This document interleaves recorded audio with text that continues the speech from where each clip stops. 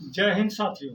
आज हमें लाइव आने का कुछ खास बात है जो बीपीएससी और एस्टेट के बारे में कुछ आप लोग को जानकारी देना चाहते हैं, जिससे कि हम लोग को अंदर एक डर सा समा हुआ है।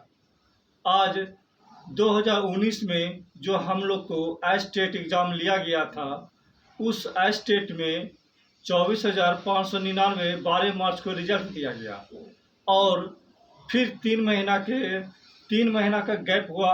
3 महीना का गैप में उसने इतना धांधली किया कि वो 21 जून को जो रिजल्ट आता है डायरेक्ट मेरिट और नोट मेरिट में कन्वर्ट करते हुए 80,000 बिहार बोर्ड के द्वारा बना दिया गया था।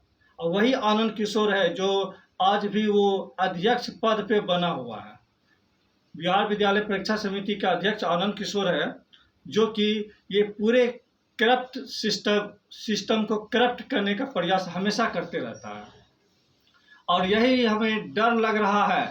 एस्टेट 2023 के साथ भी यही हो रहा है। सभी भाइयों को कॉल जाता है कि आपको 20,000 दीजिए, 30,000 दीजिए, 50,000 दीजिए और हम आपका रिजल्ट बना देंगे। आपका 2 नंबर 4 नंबर कम आता है, आपका रिजल्ट बना देंगे। जो जूनियर कैंडिडेट होगा उसके साथ तो मरण हमेशा ही होते रहा है, शोषण हमेशा होते रहा है, सरकार के द्वारा, पूंजीपतियों के द्वारा, जिसके पास पैसा है उसके द्वारा।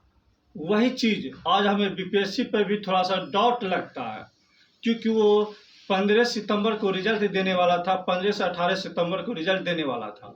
फिर जो है 20 से 25 के बीच रिजल्ट देने की बात हुई थी, फिर 27 से 28 के रिजल्ट देने के बाद था। अब जो है कह रहा है कि 10 अक्टूबर को रिजल्ट दिया जाएगा।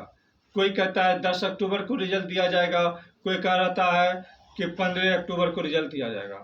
आखिर ये रिजल्ट तो ठीक है, रिजल्ट जो होता है वो तो ठीक है, पर रिजल्ट का एक डेट फिक्स होना चाहिए। और अभी जो है ओआर में सीट जो है, ओआर में सीट अभी तक हम लोग को नेट पे या बीपीएससी के वेबसाइट पे नहीं डाला गया है।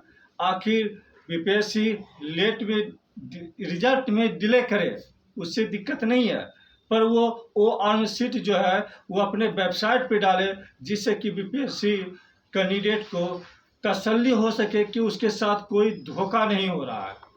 हमें जहाँ तक उम्मीद है कि कहीं एस्टेट जो 2019 को रिजल्ट जो आया था 12 मार्च को, वो फिर 21 जून को डाटा 80,000 बना दिया गया।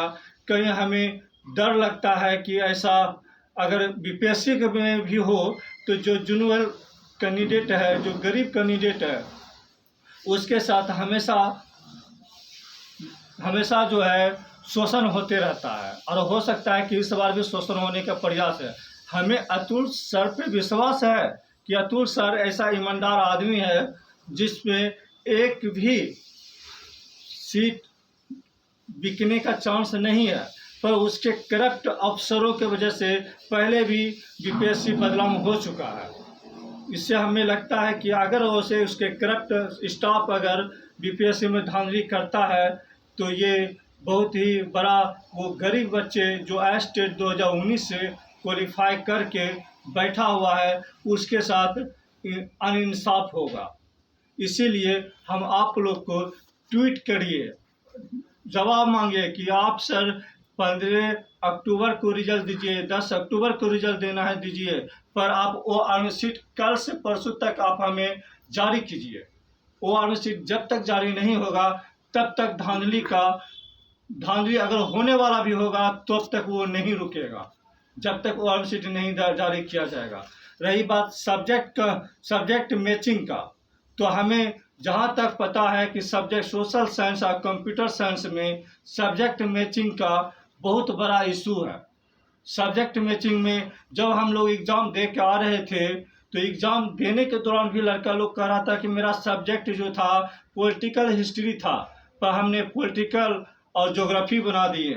कोई कहता है मेरा जो है ज्योग्राफी था और हिस्ट्री था, हमने पॉलिटिकल इकोनॉमी बना दिए हैं। एग्ज़ाम में भी सब्जेक्ट मैचिंग को देखा जाए। जब तक एग्ज़ाम में सब्जेक्ट मैचिंग को नहीं देखा जाएगा तब तक वो कैंडिडेट नहीं पकड़ाएगा।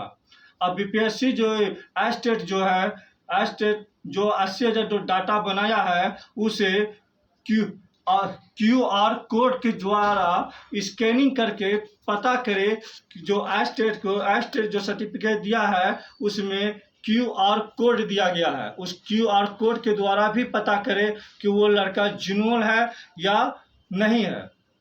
उसे क्यू आर कोड के द्वारा वो स्कैनिंग करके पता किया जा सकता है।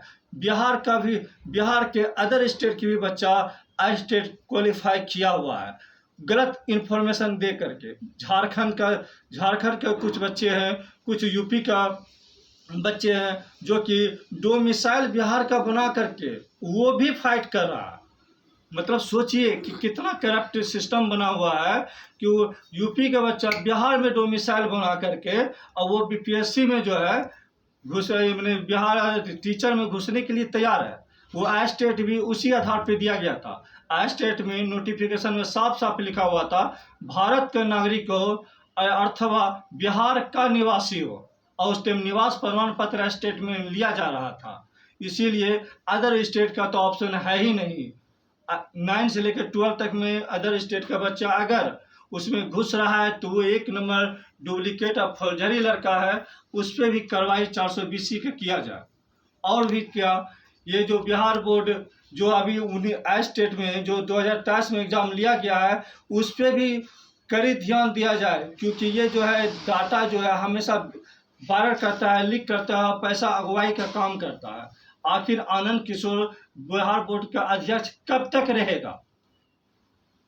कोई भी सिस्टम है, अगर तानाशाही कोई भी सरकार हो पर अगर वो कंटिन्यू रहता है तो उसे तानाशाह हो जाता है। वही जो है आनंद किशोर जो है वो अपने पद पर हमेशा बना हुआ है, अध्यक्ष के पद पे, और वो तानाशाह इतना बन चुका है, ना कोई एग्जाम का डेट देता है, ना कोई एग्जाम का टाइम देता है। फॉर्म भराया तुरंत एग्जाम दे दिया, 25 तक फॉर्म भरा रहा था, 25 को एडमिट कार्ड दे दिया, 4 तारीख से एग्जाम ले लिया। बच्चा को जानकारी तक नहीं देता है कि हमने एग्जाम लेने के प्रयास कर रहे हैं, या आप सूचना देते सूचना दीजिए, 2 महीना पहले जानकारी दीजिए, सूचना दीजिए, उसके बाद आप एग्जाम लीजिए, कोई दिक्कत नहीं है।